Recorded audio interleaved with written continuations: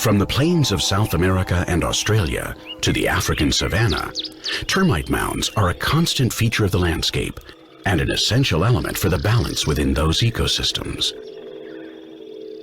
The irregular towers that rise up, immense towers on an insect scale, are crucial for the termites to be able to regulate the humidity and temperature, whatever the weather conditions outside. These mounds work like huge air conditioning units. According to the weather, the termite nests can be modified from within, opening or closing galleries and vents to increase or reduce the flow of air.